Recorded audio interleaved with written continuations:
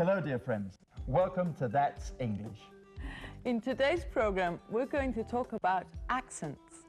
Accents, acentos, o maneras peculiares de hablar una lengua. In our documentary, we interviewed 4 different people with 4 different English accents. One of them speaks standard English, el inglés estándar u oficial, o sea, el que estáis aprendiendo vosotros. Another speaks English with a Scottish accent, con acento escocés. Otro, Cockney, una forma peculiar de hablar originaria del East End, un barrio popular de Londres. Los Cockneys tienen a pearly king and a pearly queen, literalmente rey y reina perlados, o llenos de botones nacarados. And they use a rhyming slang, un argot rimado, es decir, palabras inventadas que riman con las verdaderas. Os voy a poner un ejemplo. En vez de decir hat, un Cockney diría tit for tat, hat. And the last one speaks with an Irish accent, con acento irlandés. And now, pay attention. These are the questions you'll have to answer after watching the documentary. The first question, which of the speakers speaks the English you're learning? Next question, what's Dicky Dirt in Cockney? ¿Qué es Dicky Dirt in Cockney? Another question, what's loch in Scottish English? And what's 33 for some Irish speakers? ¿Qué es 33 para algunos irlandeses? And now, let's watch our documentary and find the answers.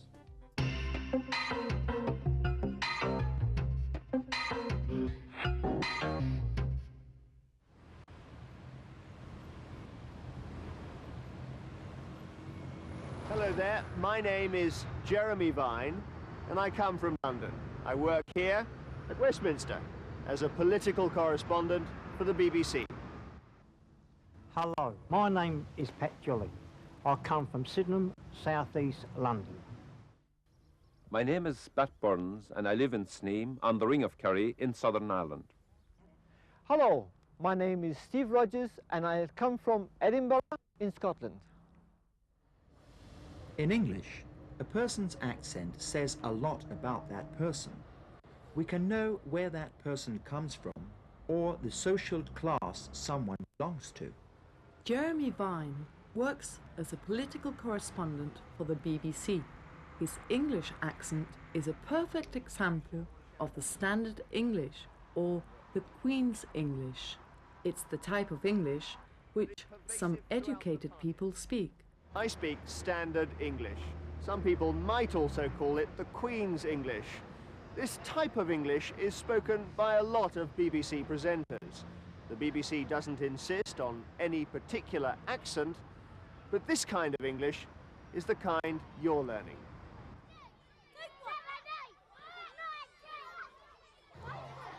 Accent usually indicates the speaker's social class. A very special case is that of Cockneys. A Cockney is a person who was born in the East End of London. Their speech is recognized not only for the accent, but also for the rhyming slang they use. Pat Jolly has some examples for you. I'm a Cockney, a Londoner, and we speak different. In English, you say what. In Cockney, we say what. In English, you say house. In Cockney, we say house. In English, you say water. In Cockney, we say water. We also use a rhyming slang. In English, you say hat. In Cockney, tit for tat. In English, you say shirt. In Cockney, we say Dicky Dirt. In English, you say tie. In Cockney, we say Peckham Rye. In English, we say suit. In Cockney, we say whistle and flute.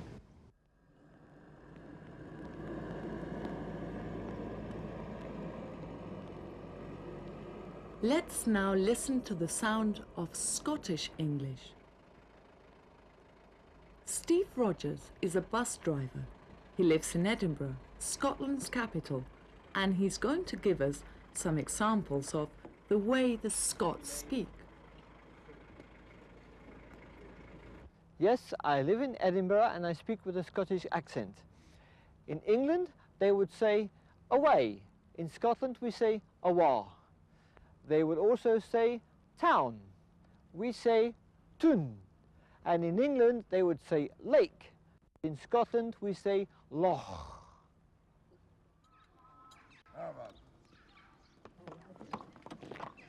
Now we leave for the Republic of Ireland to look at one more way of speaking English. Buck Burns is a teacher at a primary school in County Kerry. Here, they also have their own peculiar way of speaking English. Well, there are many variations of accents in Ireland.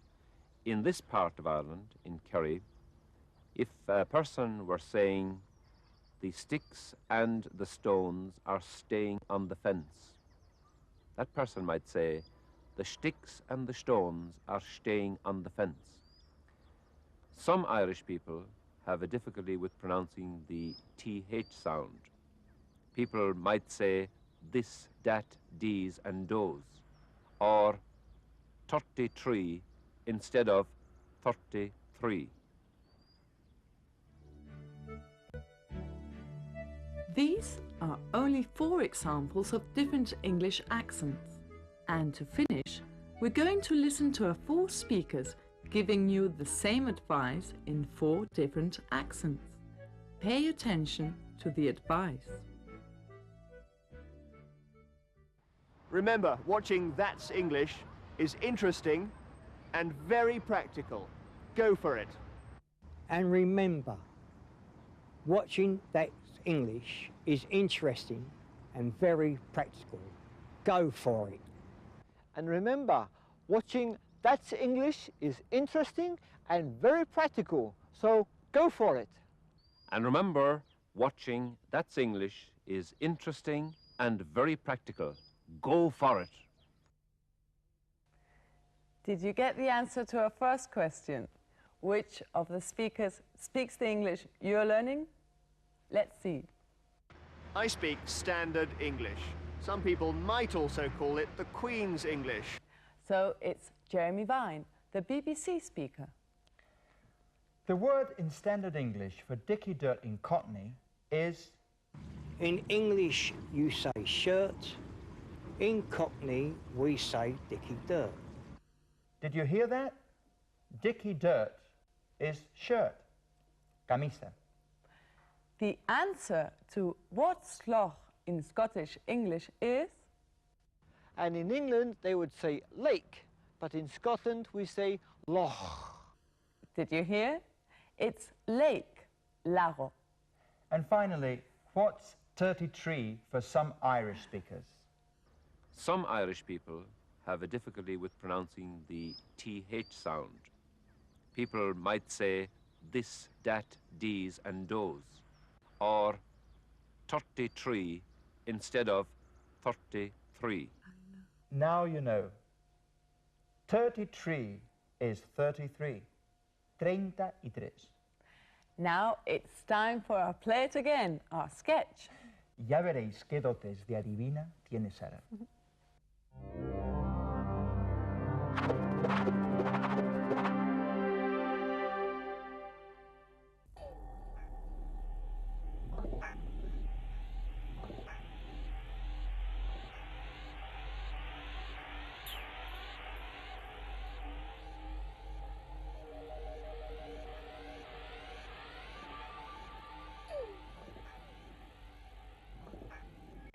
Come in. Oh. Good morning. I'd like to... What star sign are you? I don't think that's important. It is important. Sit down, please. Thank you.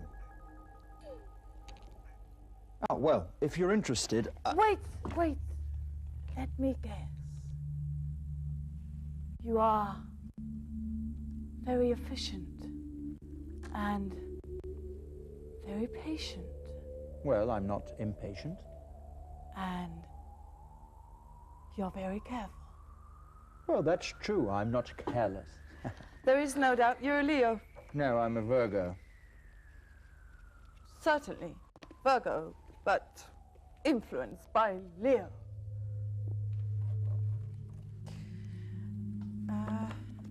And your future will be quite interesting. Quite interesting. Oh, really? Let me see. You are courageous, intelligent, creative, open-minded, loyal, and clever. That's my character. You're a very lucky person. Well, I'm not unlucky. Are you married? No, I'm single. That's interesting. You're connected with money, aren't you? Oh, yes, I am. With lots of money. Yes? How did you guess? It's my job. You're fantastic. I imagine you must have lots of clients. Yes, I'm the best. And you must make a lot of money. Yes, but although I make a lot of money, I'm not ambitious. I'm glad. You've probably guessed I'm the tax inspector. I'd like to see your books, please. Yes. Books.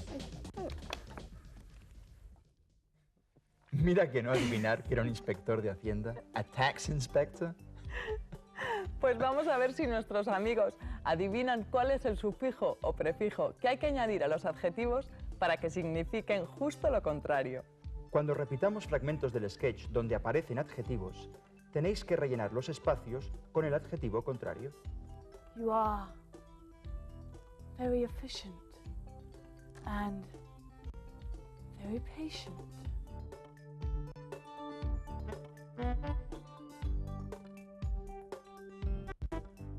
Well, I'm not impatient. You're very careful.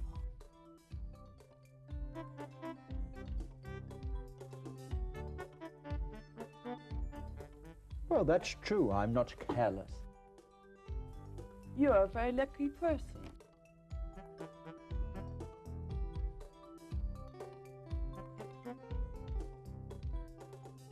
Well, I'm not unlucky. As usual, let's sum up what we've learned in this unit.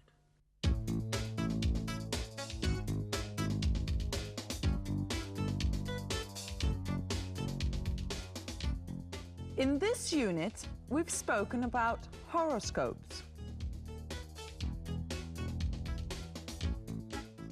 We've learned how to give and ask for opinions.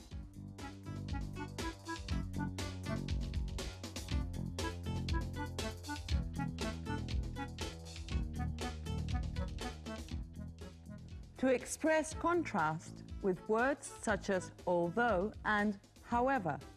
Y a usar adjetivos que forman su contrario con un prefijo o un sufijo.